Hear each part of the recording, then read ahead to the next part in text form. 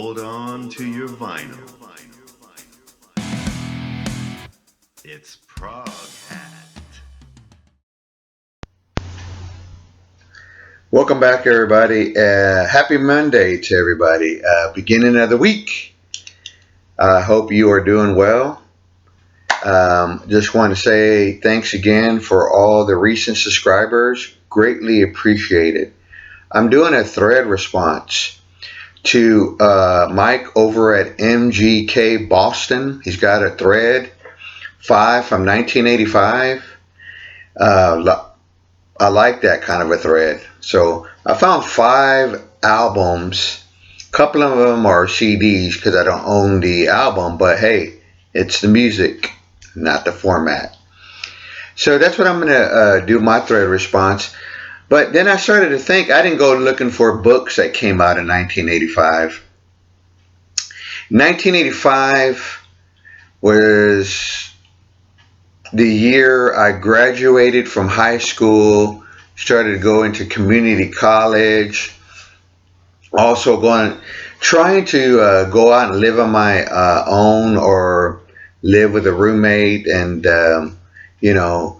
and just, time to move on. My mom was asking me, hey, have you thought about, and I understood where she was coming from. Go out there. I gave you the basic life skills. Now go out there and, live life, continue to grow up. So anyway, I was thinking too, in 1985, I didn't go look up books because I was around that time, 83, 84, 85, I was reading a lot of books. I stopped. I don't know why, but I guess when I got into college, no, that's really what it was. Not guess, excuse me. When I got into college and had to read all those textbooks and all that, I just didn't want to read anymore. It wasn't, I didn't want to read any of my books, and I like classic literature, American literature books. I like Edgar Allan Poe. I like Great Expectations, Tale of Two Cities, Moby Dick. I still have those books, and not too long ago I've been buying those back because I at least want to have a copy of it in my library. But anyway, then I started thinking about, man, what were the movies that came out in 1985?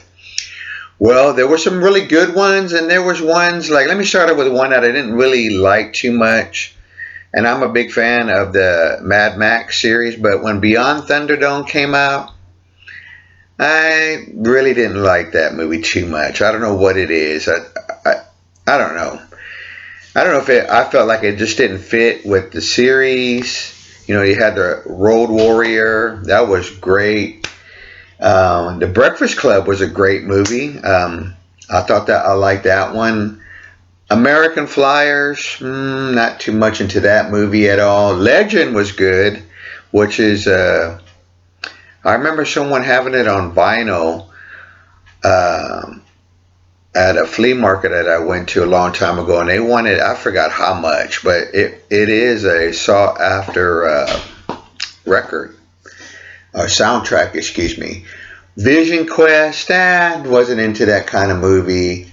House, that was a good movie. And what else was there that I thought was pretty good? Oh, Tough Turf. That was a good movie. I like that. So let me show my 5 for 1985. Folks, we'll leave a link to Mike's channel. You can go over there and sub him up, check out his video content. All right, let me begin with a couple of started with the CD format ones. AC/DC, Fly on the Wall. I don't know, maybe it seemed like around that time with my friends, the popularity of AC/DC with them started to fade after Flick of the Switch. But I thought this was still good, solid AC/DC. Some really good rock songs. There is a video, or I don't know how a music video or document, whatever, where they're playing inside this pool hall, and the fly that you see is flying around them, and little as they keep playing louder and louder, the club or wherever they're playing at, the music hall starts to fall down. That's what I remember, because I remember seeing The Fly on the Wall on videotape, and I enjoyed it. Of course, they play all the songs from this album. I've always liked this back cover with the little cards, playing cards with the band members. Rest in peace to Malcolm Young, great rhythm guitar player. I didn't realize that he wrote a lot of their tunes, so that was new to me. Hopefully I'll find a vinyl version of this, but I've been content with my CD of it.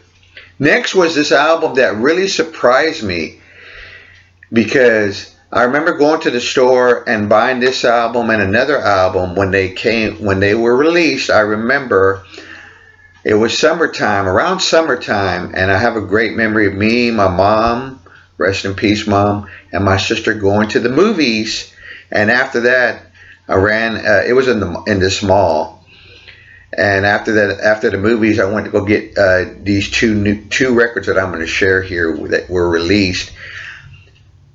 I remember I couldn't wait for the follow-up to Prince's and the Revolution album to Purple Rain.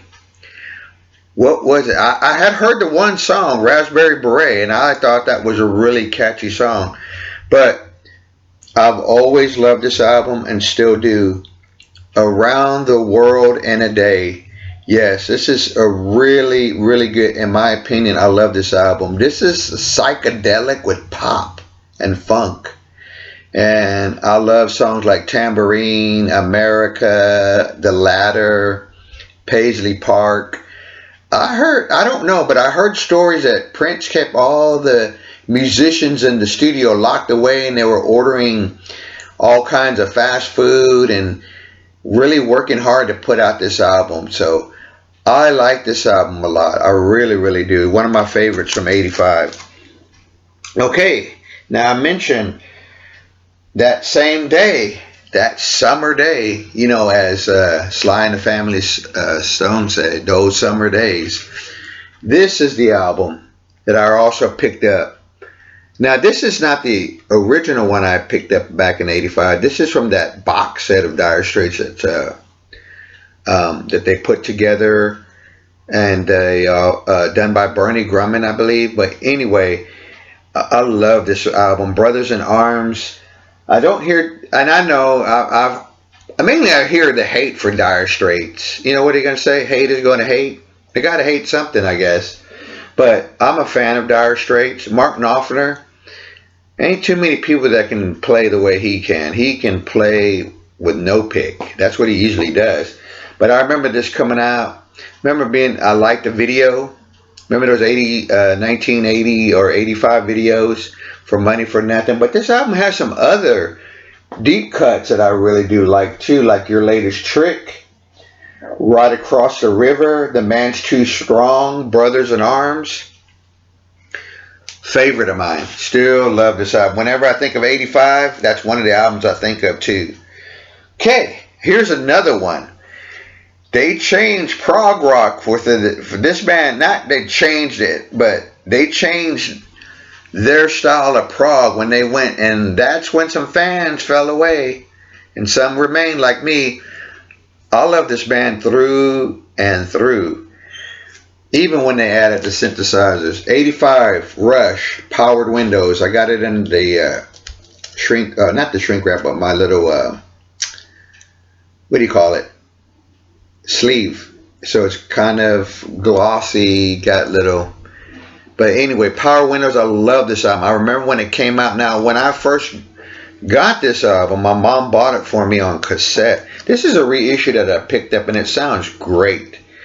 But I remember being excited about this album coming out, and looking forward to another Russian album. Now, I can't remember, or do I remember? I believe this is after Hold Your Fire, maybe before. Someone's going to correct me, because that's what folks do. But I love the song Big Money. I love the song Grand Designs, Manhattan Project, Marathon. To me, there's not a bad song on these albums with the synthesizer. Grace Under Pressure, Hold Your Fire, Power Windows. Mystic Rhythms, there's a really great live version that kicks ass on that Show of Hands double live album, in which I have that motion detector. You know, I read some bad reviews, I remember, back when this album was released. I was kind of shocked. I'm like, really? But anyway, Powered Winners, I remember when my mom bought this for me and bought me a cassette copy of this album.